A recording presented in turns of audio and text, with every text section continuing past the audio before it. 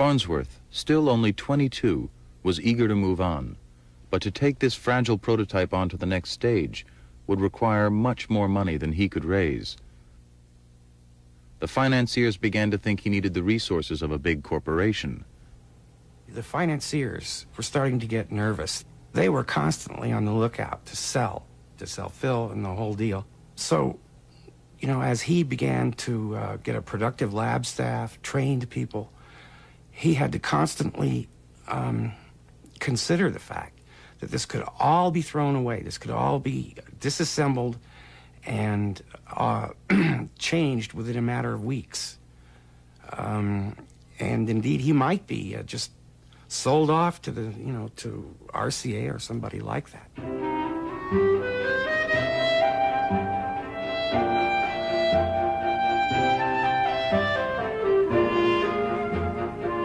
In New York City, high up in his corporate suite of offices, a giant was stirring.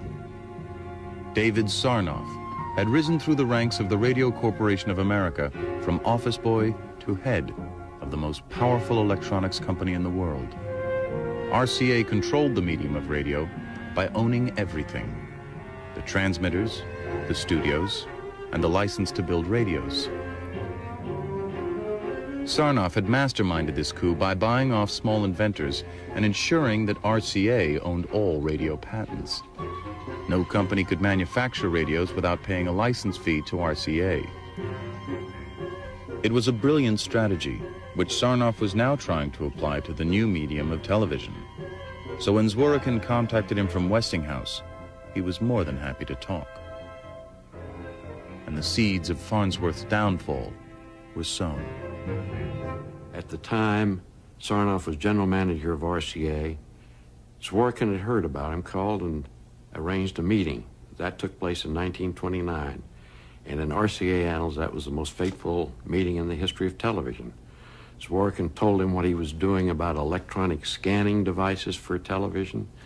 He told him that he'd need $100,000 to get the job done, to deliver a good television system. And Sarnoff, without going to his board of directors or anybody else, said, "You've got it." Sarnoff realized Zworykin would have to work fast to catch up with Farnsworth, who already had a working camera.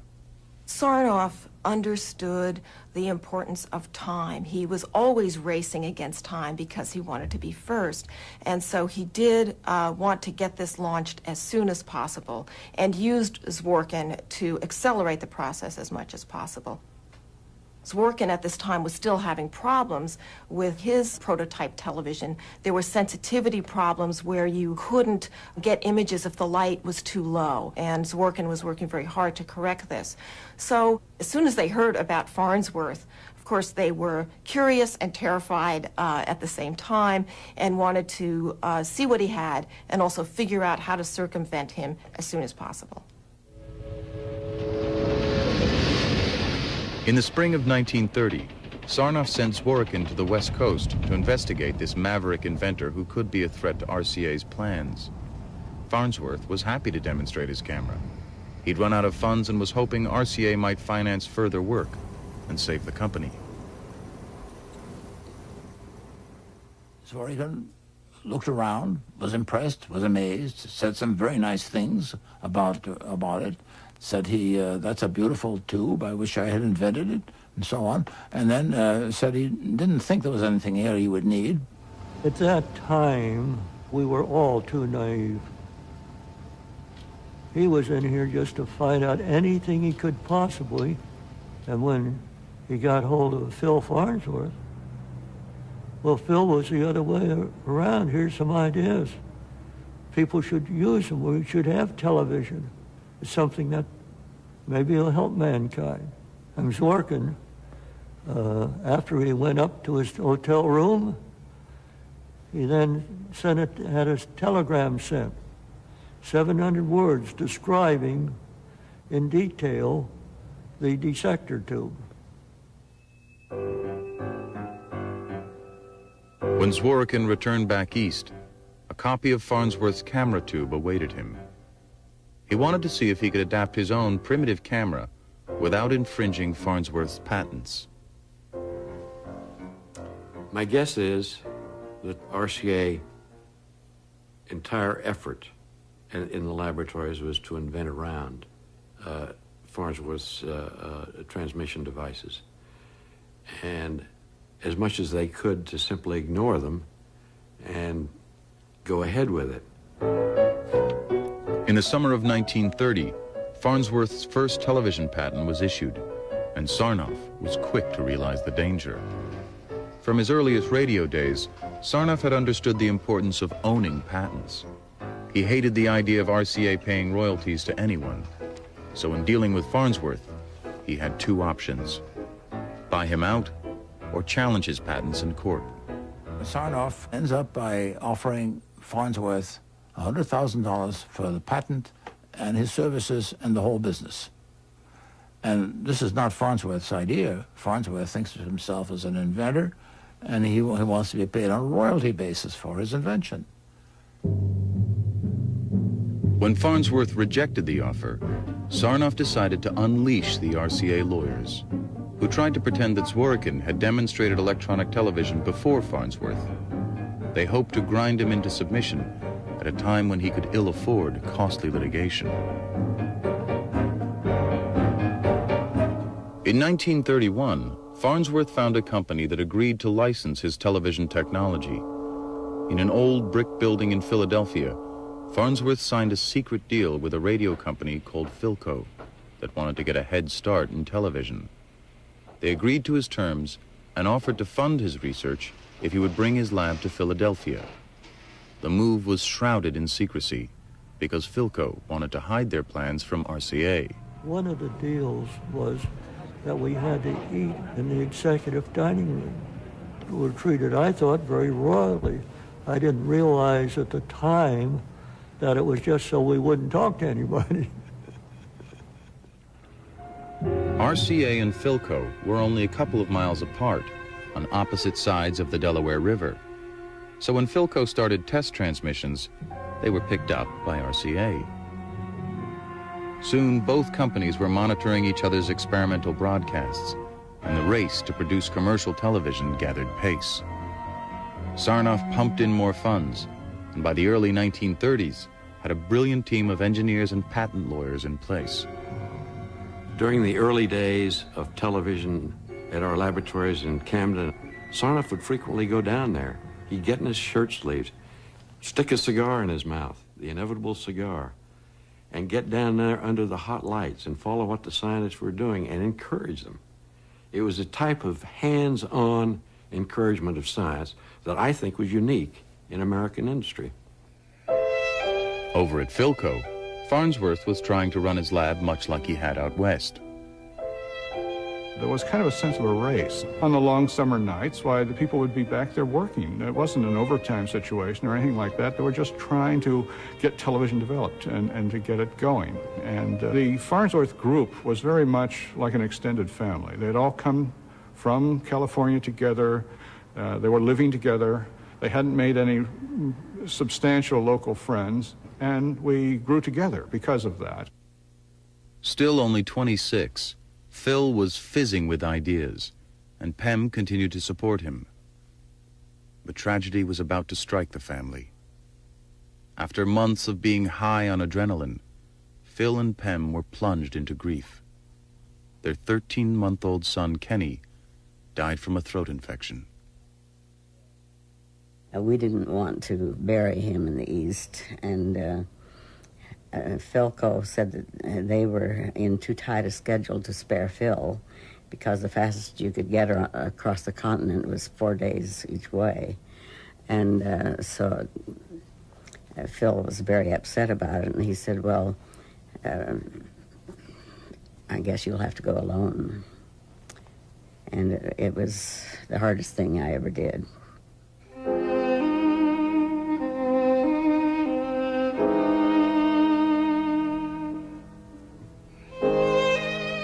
Pem traveled back west to Utah with baby Kenny's body in the boxcar.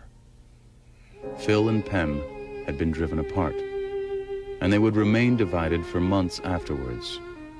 It slowly dawned on Phil that he had a stark choice: Pem or Philco. Phil decided to leave Philco and set up on his own again in Philadelphia. With the family reunited, the pioneering spirit of the San Francisco days was rekindled. After over a year of non-stop effort, Phil was ready to stage the first public demonstration of electronic television. The venue would be Philadelphia's prestigious new science museum, the Franklin Institute.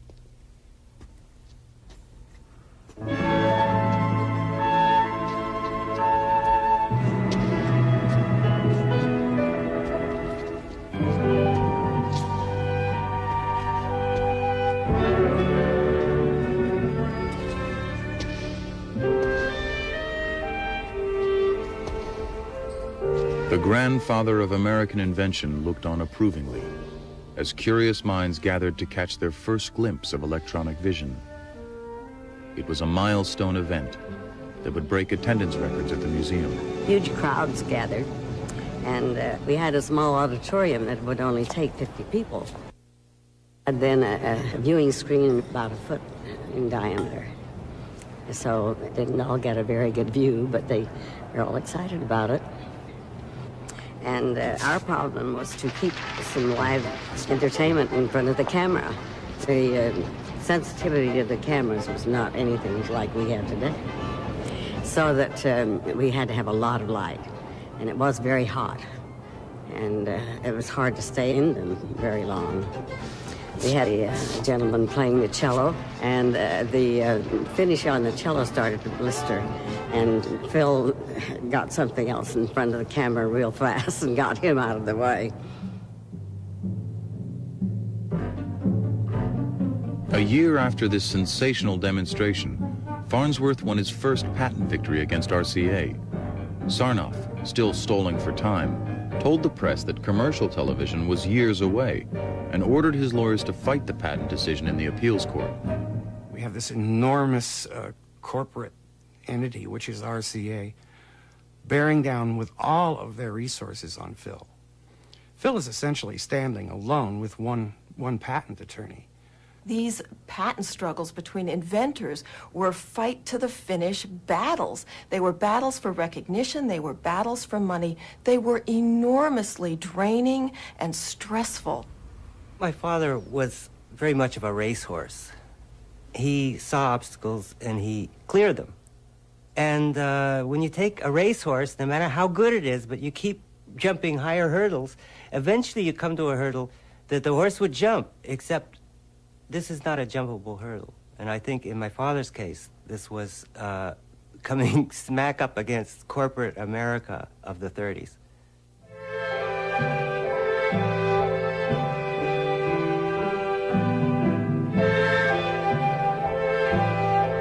Meanwhile, Farnsworth sailed to England for meetings with John Logie Baird, the architect of mechanical television.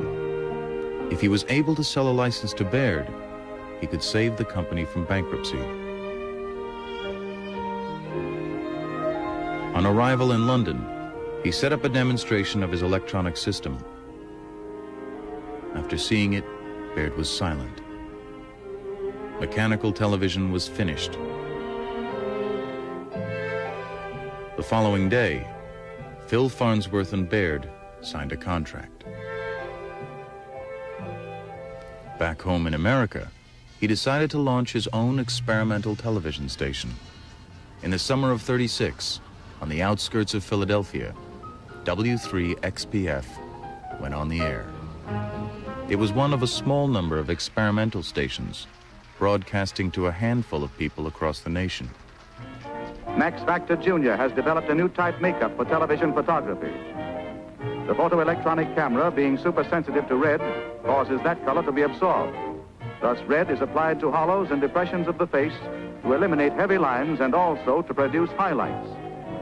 While blue, which reproduces darkly, is used as eyeshadow. The new television makeup may give the camera a break, but the wearer's first view of herself is likely to break her heart, unless she has a sense of humor.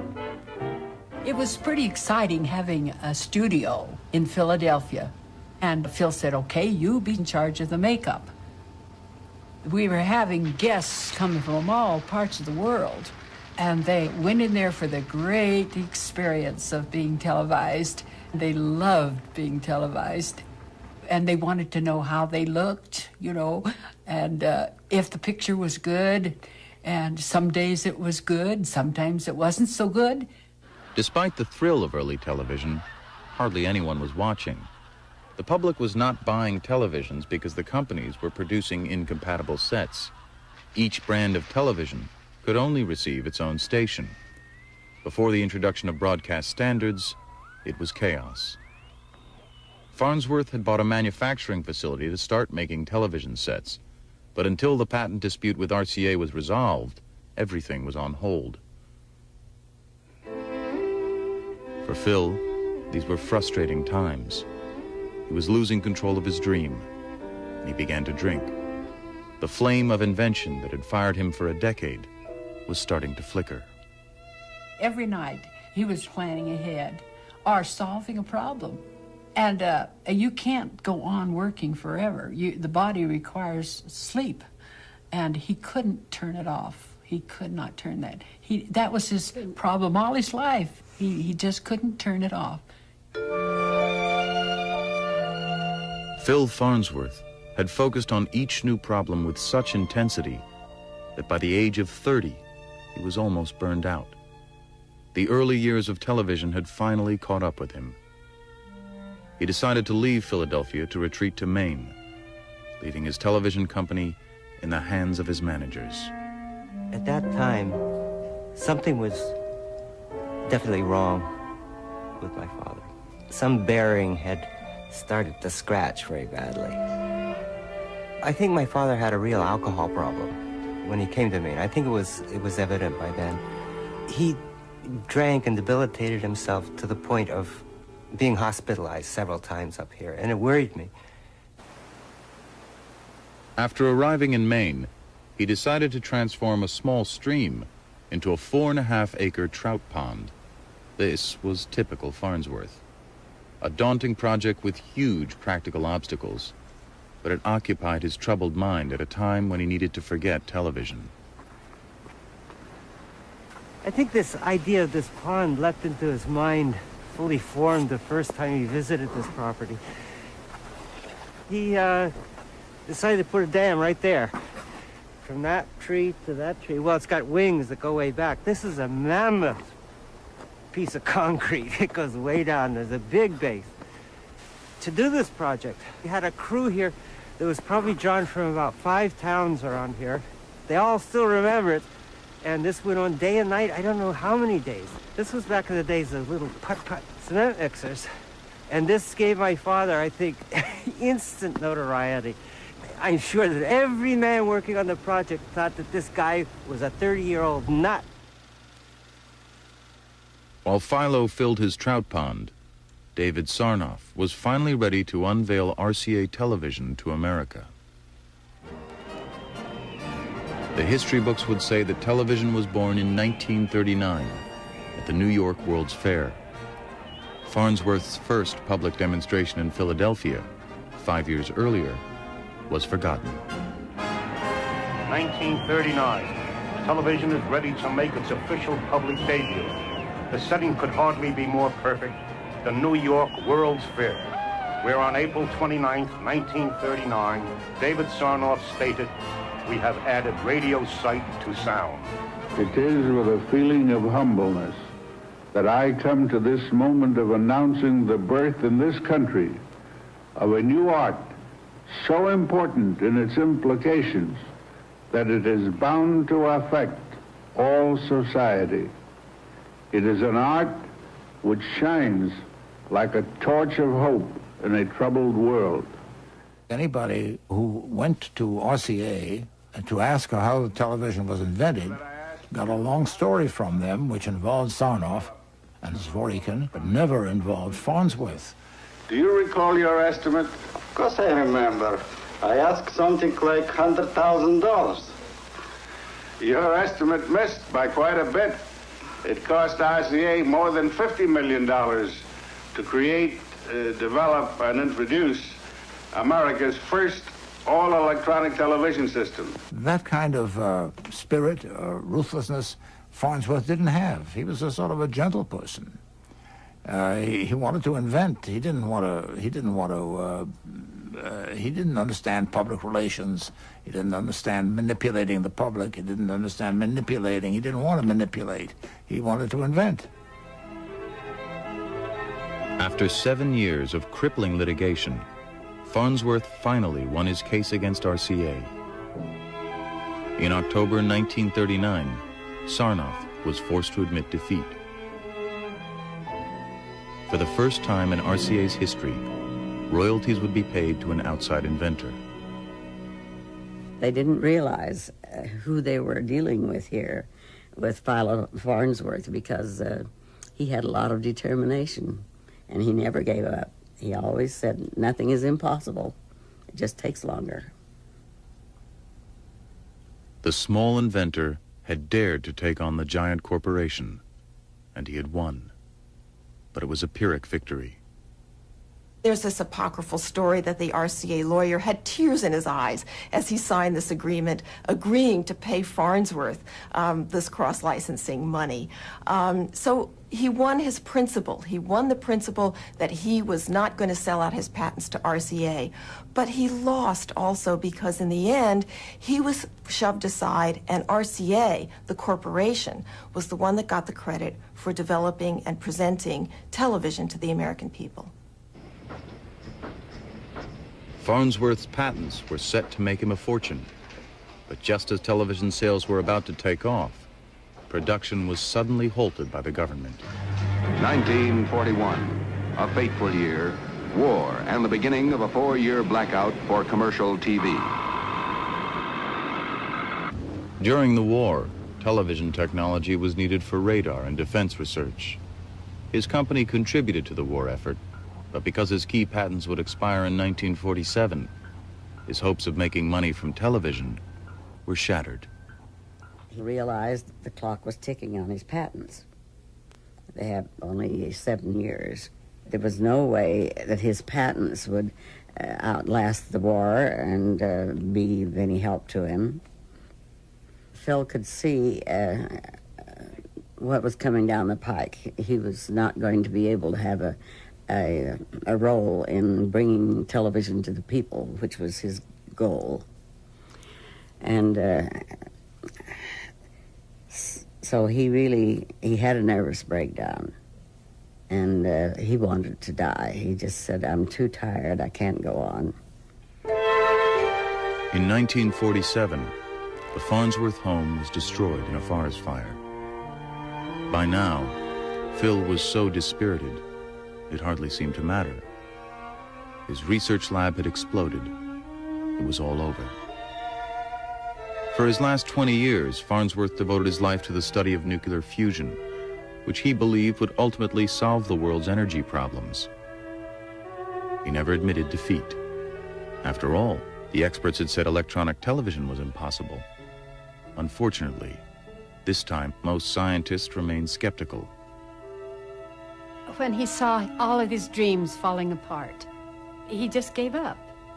He went to bed and just didn't want to get up. This is a heartbreaking experience for me because I saw this brother that we all idolized and knew that he could do anything that he set his heart to, but what an end to a brilliant, brilliant man that was our brother. Farnsworth finally received the recognition that his family had fought for when a statue was erected in the Capitol building in Utah and in Washington, D.C.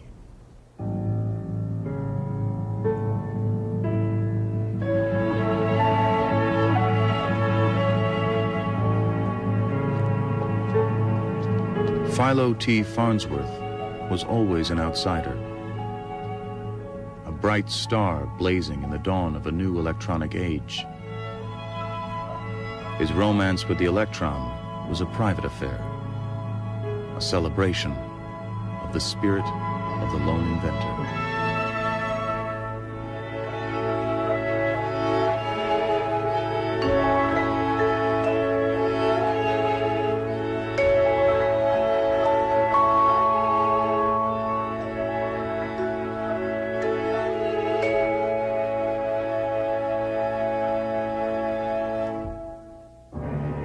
To find out more about this program and the American Experience, visit PBS Online on the Internet. Set your web browser to www.pbs.org and keep checking in throughout the American Experience Technology February.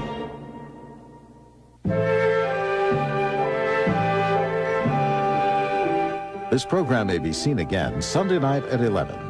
Secrets of lost empires, including along the Nile, in ancient Rome and elsewhere, are revealed in a Nova special miniseries tomorrow and Wednesday at 8 here on KCET.